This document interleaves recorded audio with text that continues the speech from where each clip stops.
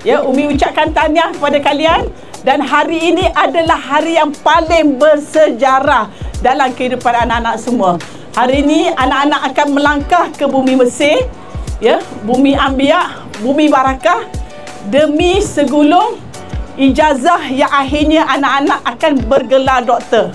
Doktor ni macam cikgu lah. Sampai meninggal dia pun cikgu, betul tak? Begitu juga doktor. Sebab ini adalah bidang profesion yang memberi hikmah. Tahniah saya juga kepada ibu ayah semua.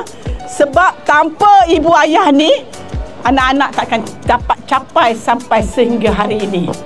Jadi apa-apa yang kita buat pun, pertama mesti ingat, of course, kita ada Allah. Yang kedua, kita ada ibu bapa. Tanpa pengorbanan yang ke depan ni, ya, takkan capai sampai hari ini. InsyaAllah, anak-anak kita akan hidup dalam keadaan yang memberi perkhidmatan kepada ummah, insyaAllah. Tahniah sekali, ya. Anak-anak, ibu-ibu dah bagi kebenaran untuk keluar negara. Kebenaran tu datang dengan amanah yang cukup besar. Kita di sana, mak ayah tak nampak. Mak ayah tak nampak apa yang kita buat. Tapi Allah ada.